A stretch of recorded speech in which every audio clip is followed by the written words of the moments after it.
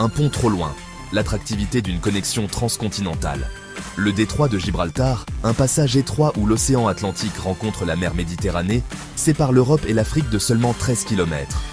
Pendant des siècles, ce goulot d'étranglement géographique a inspiré des rêves d'un lien physique entre les continents.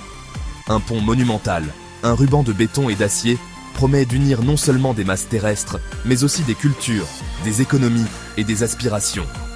Imaginez un monde où le voyage de Tanger à Tarifa n'est plus une traversée en ferry agité, mais un trajet en douceur à travers une merveille d'ingénierie moderne. Imaginez la circulation des biens, des services et des personnes, reliant de manière transparente deux continents riches en histoire et en potentiel. L'attrait d'un tel projet est indéniable, un témoignage de l'ambition humaine et de notre désir de conquérir les obstacles de la nature. Mais sous la surface de cette grande vision se cache une réalité crue, une tapisserie tissée de fils de dévastation écologique, de folie économique et de bouleversements sociaux.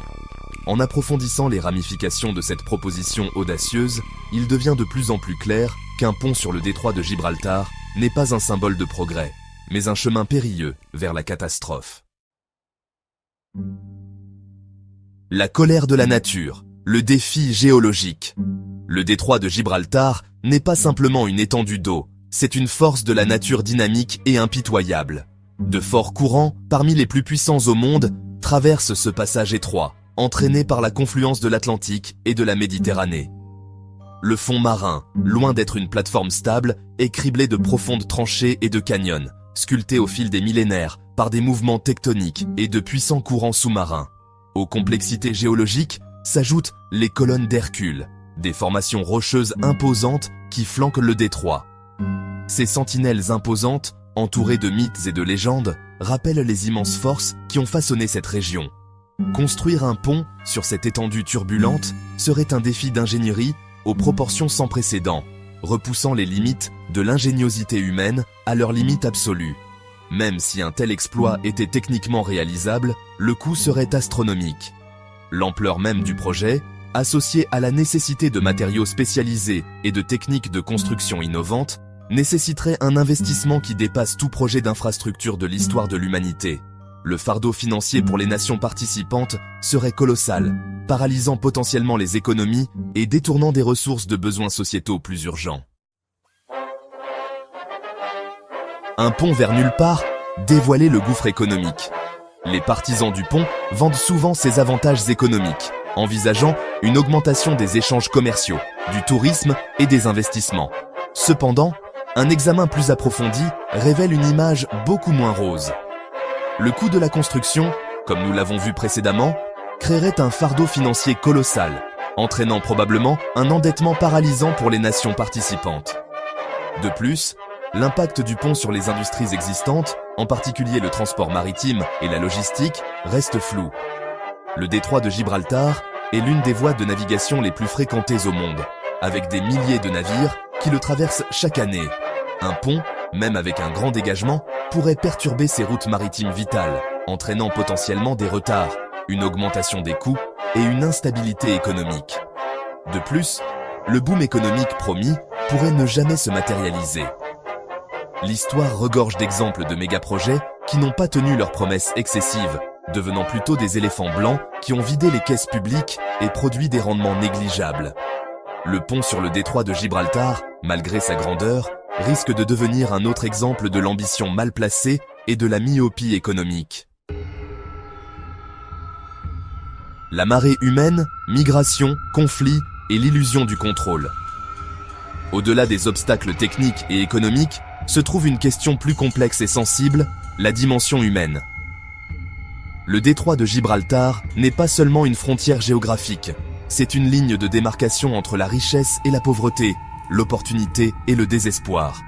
Pendant des décennies, il a été un point de passage périlleux pour les migrants cherchant une vie meilleure en Europe, fuyant les conflits, la pauvreté et la persécution. Un pont, bien que reliant physiquement deux continents, pourrait par inadvertance exacerber les tensions et les inégalités existantes. La libre circulation des personnes, bien que semblant bénéfique, pourrait submerger les contrôles aux frontières, mettre à rude épreuve les systèmes sociaux et potentiellement alimenter les troubles sociaux. Le potentiel d'augmentation des migrations, légales et illégales, soulève des questions complexes sur l'identité nationale, l'intégration culturelle et la répartition des ressources. De plus, le pont lui-même pourrait devenir un point chaud pour les conflits.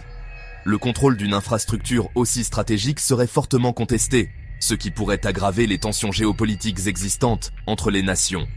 L'histoire fournit de nombreux exemples de projets d'infrastructures devenant des catalyseurs de conflits, divisant les communautés et déclenchant l'instabilité régionale.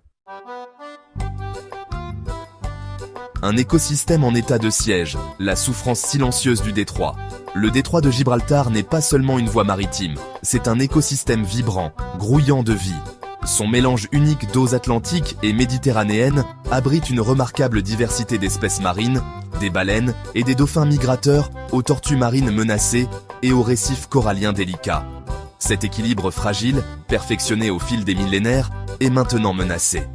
La construction d'un pont causerait des dommages irréparables à cet écosystème délicat. La pollution sonore seule, générée par les machines lourdes et la circulation constante, perturberait les schémas de migration et les systèmes de communication des animaux marins.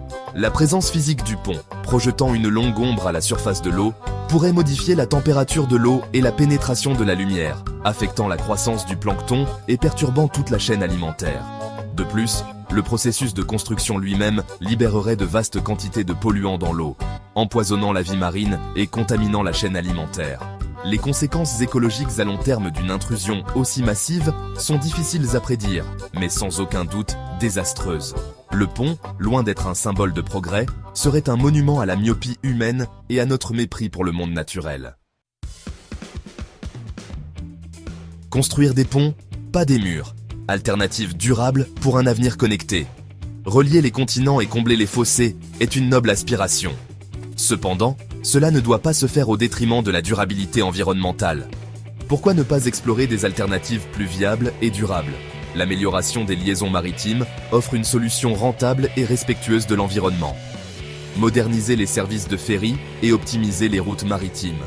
Investir dans des navires plus efficaces et moins polluants. De même, moderniser les réseaux ferroviaires. Développer des liaisons ferroviaires à grande vitesse entre l'Europe et l'Afrique. Investir dans les sources d'énergie renouvelables et promouvoir le tourisme durable.